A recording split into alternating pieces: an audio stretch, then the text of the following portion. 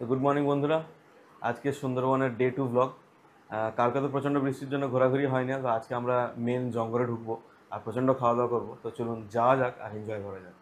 দিন শুরু হয়েছিল আমাদের সকালে চা বিস্কুট খাওয়া থেকে, যেটা ওরা রুমের মধ্যেই সার্ভ করেছিল। আর আমার রুমের বাইরে থেকে যা ভিউটা জাস্ট ছিল সেরা, যেটা তোমাদেরকে আমি দেখাচ্ছি এক্ষুনি, জাস্ট দেখতে পাচ্ছ। তো আজকে এখানে বৃষ্টি কম হয়েছিল, তবে হ্যাঁ, প্রিভিয়াস দিনে বৃষ্টি বেশি হওয়ার জন্য আর্দ্রতাটা খুব বেশি ছিল আর গরমও প্রচণ্ড ছিল। তো ওয়েদার পরিষ্কার অবশ্যই ছিল, তবে গরম আর আর্দ্র একটা ওয়েদারের জন্য একটু আনকমফোর্টেবল ফিল তো হয়েছিল। তবে আমার মনে হয় সুন্দরবন বেড়াতে এসে এই ওয়েদারটাকেও ফিল করা উচিত, কারণ এখানকার গ্রামের লোকেরা তো বছরের পর বছর এই ওয়েদারটা ফিল করেই আছে। তো আমরা সকল কলকাতাবাসীরা কেন এখানে এসে কিছুদিন ওদের মতো জীবনযাপন করতে পারবো না? যাই হোক, আমাদের রুমের সামনে এখানে বিভিন্ন একটা স্টোর ছিল যেখান থেকে তোমরা গিফট টিফট নিতে পারো। আর তার সামনে একটা দাদু এখানে মধু আর কাঁকড়া নিয়ে বসেছিল। মধুটা আমি বলবো এখান থেকে নাই নেওয়া, কারণ এদের মধুতে একটু গন্ডগোল থাকে। তবে কাঁকড়াগুলো তোমরা এখান থেকে নিয়ে খেতে পারো, যদি তোমরা নিজের বা ট্রাভেলার্সদের দায়িত্বে, মানে ওরা যদি রান্না করে দেয় তাহলেই।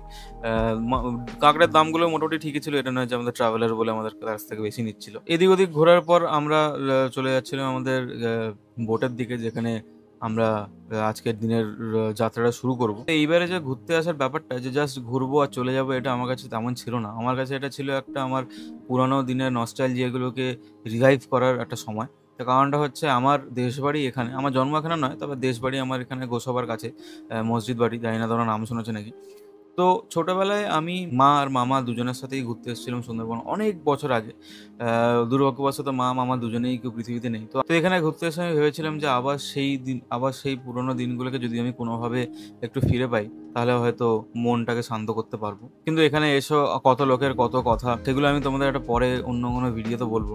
তার কারণটা হচ্ছে, আমার নিজের জায়গা নিয়ে যদি কেউ বাজে কথা বলে, সেটা তো নিয়ে আমি সহ্য করতে পারি না। তোমরাই ভাবো না, তোমার বাড়িতে কেউ গেস্ট এসছে, সেই গেস্টকে খুশি করার জন্য তুমি নিজের মতো করে ট্রাই করে যাচ্ছ, কিন্তু সেই গেস্টটা তোমার বাড়িতে এসে তোমারই নিন্দা করে যাচ্ছে, তো তোমার কেমন লাগে?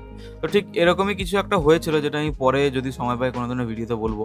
তো বাই দ্য ওয়ে, বোটে যে লোকটি বোট চালাচ্ছে, সেটা আমার নিজের কাকু সম্পর্কের একটা লোক হয়, অত্যন্ত ভালো লোক। তো সকালে টুকটাক এদিক ওদিক করে আমরা বোটে মোটামুটি 9টা নাগাদ উঠে গিয়েছিলাম। অ্যাকচুয়ালি টাইম ওরা অনেক আগে দিয়েছিল, কারণ আজকে জঙ্গলে যাওয়ার একটা ব্যাপার ছিল। কিন্তু অনেকজন নিজের টাইমের মতো না আসতে পারায় আমাদের একটুখানি দেরি করেই বোটটা ছাড়তে হয়েছিল। তারপরে এখানে কিছুক্ষণ সুন্দরবনের দুর্ধর্ষ সিনিক বিউটিটাকে আমি বসে বসে অনেকক্ষণ ধরেই প্রায় এনজয় করছিলাম। দেখো, এখানে ঘুরতে আসা মানে যে বিশাল বড় বড় মনুমেন্ট দেখা বা এদিক ওদিক ঘুরতে যাওয়া, সেটা তো নয়। এখানে ঘুরতে আসা মানে এই বোটের উপর বসে থেকে এখানকার যে ভিউটা এনজয় করা, সেটাই মেন ব্যাপার। আশা করি তোমরা সবাই এটা জানো, কিন্তু তারপরেও কিছু লোক জেনে শুনেও এখানে উল্টোপাল্টা কিছু মন্তব্য করে, যার জন্য মাঝে মাঝে একটু খারাপ তো লাগে। তো প্রথমে যেখানে এসেছিলাম আমরা, সেটা হচ্ছে সজনেখালি ওয়াইল্ড লাইফ স্যাংচুয়ারি। এটা বেসিক্যালি একটা ছোট কি বলবো, পার্ক টাইপের, যেখানে বিভিন্ন রকমের স্পিসিজের গাছপালাগুলো আছে, যেগুলো ওখানে লেখাও ছিল। আর ছোট মতো একটা পার্ক মতো, যেটা যেটা তোমরা এখানে এসে ঘুরে দেখতে পারো। আর এখানে আমাদের একটা বাঁদর বন্ধুর সাথে দেখা হয়ে গেছিল। বেশ একটা মনোরম পরিবেশের ব্যাপার ছিল এখানে। ছুটির দিনে আমরা গিয়েছিলাম 15 আগস্ট, 16 আগস্ট, 17 আগস্ট। তো এখানে ভিড় প্রচণ্ড বেশি ছিল। মনে হয় উইকডেজে যদি তোমরা কোনোদিনও ছুটি করে যেতে পারো, তাহলে একটু ভিড়টা কম হবে, আর তখন এনজয়মেন্ট আরও বেশি হবে। কারণ এইসব জায়গায় এত ঘিঞ্জির মধ্যে সত্যি কথা বলতে ভালো লাগে। আর এখানে একটা ওয়াচ টাওয়ার ছিল, সেই ওয়াচ টাওয়ারের উপর থেকে আমি উঠে গিয়েছিলাম একটা দারুণ ওয়াইড অ্যাঙ্গেল ভিউ নেওয়ার জন্য, যেটা তুমি দেখতেই পাচ্ছ এখানে। জাস্ট একরের পর একর জমি আর জমি, নিচে জমি আর উপরে আকাশ, আর কিছু নেই মাঝখানে। দারুণ একটা ভিউ ছিল। তবে এই ভিউ নিয়েও অনেকের অনেক মন্তব্য ছিল যে কি দেখতে আসলাম না আসলাম, কিছুই নেই দেখার। আমি জানি না কেন লোকেরা এরকম মন্তব্য করে। আর হ্যাঁ, যদি তোমরা এখানে ছুটির দিনে আসো, তাহলে এই এই একটা কথা সবসময় মনে রাখবে, এখানে প্রচণ্ড বেশি ভিড় হয়। তো ওই গা ঘাসাঘাসি ব্যাপারটা থাকবে ঘুরতে যাওয়ার সময়।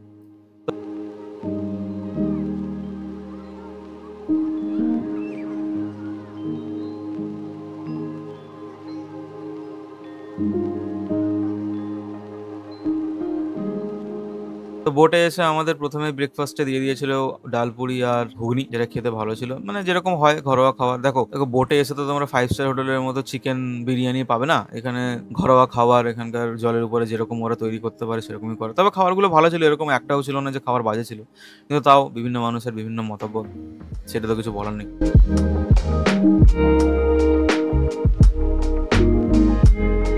তো ডালপুরি মোটামুটি আমার ভালো লেগেছিল বলে আমি 2-3টে নিয়ে নিয়েছিলাম। তারপরে চলে এসেছিলো ছোটোখাটো স্ন্যাকের মধ্যে চিংড়ি ভাজা, যেটা চিংড়িটা ফ্রেশ ছিল, একদমই বোঝা যাচ্ছিল, আর টেস্টটাও ভালো ছিল।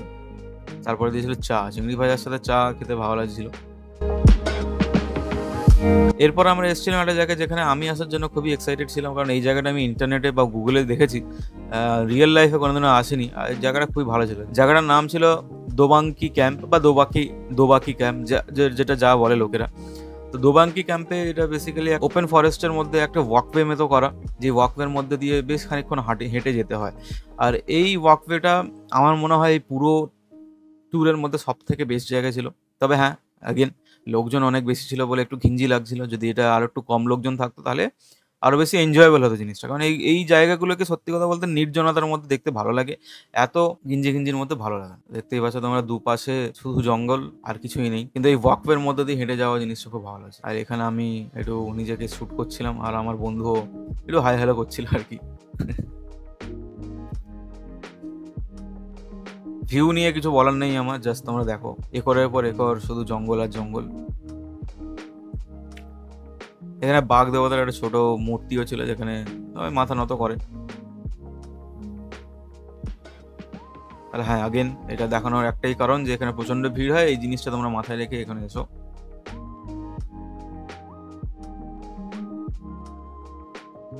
বোটে তারপরে এসে আমাদের লাঞ্চের সময় মোটামুটি হয়ে গিয়েছিল। তো লাঞ্চের যে আইটেমগুলো ছিল সেগুলো তোমাকে তার মধ্যে দেখাই।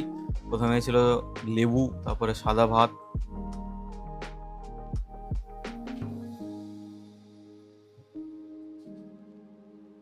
তারপরে দিয়েছিল আলু ভাজা পোস্ত দিয়ে, আর তারপরে এখানকার ঘরোয়া ডাল আলু পোস্ত। আমার মনে হয় না কোনো বাঙালির অপছন্দের জিনিস। এটা কমফোর্ট ফুড হিসেবে সবারই ভালো লাগে, আর আমারও অবশ্যই ভালো লাগে। এটা লেবু চিপে ডাল আলু ভাজা খেতে কারণ ভালো লাগে।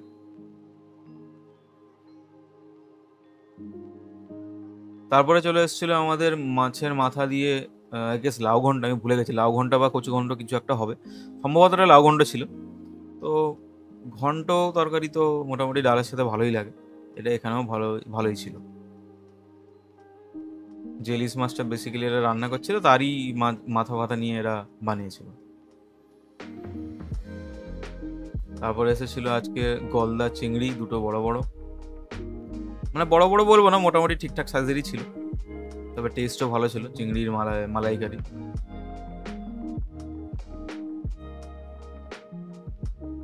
এরকম মোটামুটি সাইজের চিংড়ি মাছ ছিল, যেটা খেতে ভালো লেগেছিল।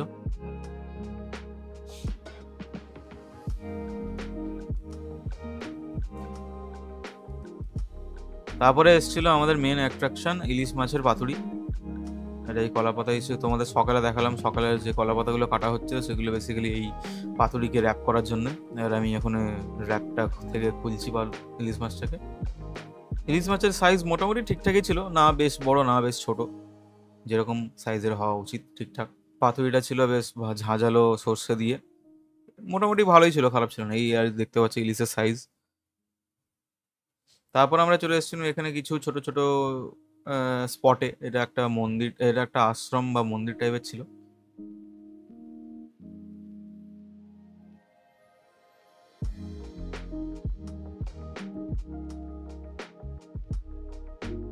আগেন সুন্দরবনের সিনিক বিউটি নিয়ে কোনো কথা হবে না, চারিদিকেই শুধু নীল আর সবুজের একটা ব্যাপার।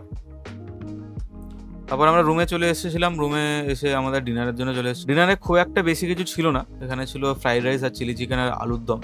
হ্যাঁ, তবে রাতের খাবারটা নিয়ে আমার একটু মতামত আছে যে ফ্রাইড রাইসের চালগুলো একটু হালকা শক্ত থেকে গিয়েছিল, তবে ঠিক আছে, এইটুকু তো মানাই যায়। এতজনের রান্নার মধ্যে এক দুদিন তো একটু আধটু এদিক ওদিক হতেই পারে, তবে ঠিক আছে, খারাপ ছিল না, এমন ছিল না যে মুখে দেওয়া যাচ্ছিল না, একটু হালকা শক্ত ছিল, তবে ঠিক ছিল। এটা আলুর দম দিয়ে খেয়েছিলাম। তারপরে এখানে চিকেন কারি দিয়েছিল। চিকেন কারিটা আমি আগের দিনও বলেছিলাম এটা হালকা হালকা করে রান্না করছে সবকিছুই, কারণ প্যাসেঞ্জারদের বা ট্রাভেলারদের যাতে একটু পেট খারাপ না হয় সেই জন্য।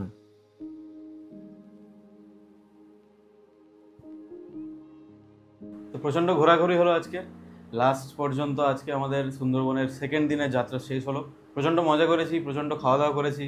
আর কিছু জিনিস আমার এখানে পছন্দ হয়নি, যেগুলো আমি কোনো একদিন আলাদা একটা ভিডিও বানিয়ে বলবো। এটা নয় যে ট্রাভেলার্স বাজে, খাওয়া দাওয়া বাজে, কিছু মানুষের ব্যবহার খুব বাজে, সেটা আমি পরে বলবো কোনোদিনও। তো যদি আপনাদের ভিডিও ভালো লেগে থাকে তাহলে অবশ্যই লাইক শেয়ার সাবস্ক্রাইব করুন। ততক্ষণ যেন চলুন